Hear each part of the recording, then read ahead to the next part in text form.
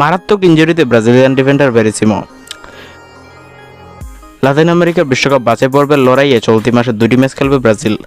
Colombia এবং আর্জেন্টিনার বিপক্ষে ম্যাচের জন্য ঘোষিত ব্রাজিলের দলে ডাক পেয়েছিলেন লুকাস ভেরিসিমো, কিন্তু মনে হচ্ছে স্কোয়াডে পরিবর্তন আনতে হবে ব্রাজিলিয়ান কুস্তি থেকে, কেননা বেনফিকার হয়ে খেলতে গিয়ে মারাত্মক ইনজুরিতে পড়েছেন ব্রাজিলিয়ান এই ডিফেন্ডার। গতরাতে ব্রাগার বিপক্ষে ম্যাচে নেমেছিল বেনফিকা। ম্যাচে বেনফিকা 6-1 গোলে জয় পেলেও ভেরিসিমো যখন ইনজুরিতে পড়েন তখন ম্যাচের ফলাফল ছিল 1-1। ম্যাচের 34 মিনিটের ঘটনা, প্রতিপক্ষের প্লেয়ারকে আটকাতে গিয়ে মারাত্মক ইনজুরিতে পড়েন ভেরিসিমো, সঙ্গে সঙ্গেই মাঠ ছাড়লেন তিনি। এই ইনজুরি তাকে মরশুমের অনেকটা সময়ের জন্য মাঠের বাইরে ছিটকে দিতে পারে।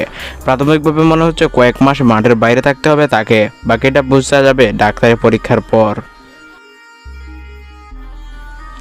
লুকাস ভেরিসিমো ব্রাজিলিয়ান দলের ডিফেন্ডারদের মধ্যে অন্যতম একজন। এডার মিলিটাও, থিয়াগো সিলভা এবং মার্কিনিয়স থাকা জাতীয় দলে খুব বেশি সুযোগ পাননি, কিন্তু লুকাস ভেরিসিমো না থাকলে হয়তো বিকল্প ডিফেন্ডারের সমস্যায় পড়তে হতে পারে ব্রাজিলকে। বর্তমান জেনারেশনের সবচেয়ে সেরা ডিফেন্সিভ জুটির মধ্যে থিয়াগো সিলভা এবং মার্কিনিয়স জুটি অন্যতম। ইতিপূর্বে নভেম্বর মাসের 2টি ম্যাচের জন্য হ্যামস্ট্রিং ইনজুরির জন্য রবার্তো ফিরমিনোকে পাবেন না কুস্তিতে, এজন্য মরার উপর খাড়ার গা। রবার্তো ফিরমিনোর ইনজুরি ছিল খুবই মারাত্মক, তার পরিবর্তে ডাকা হয়েছে ভিনিসিয়াস জুনিয়রকে।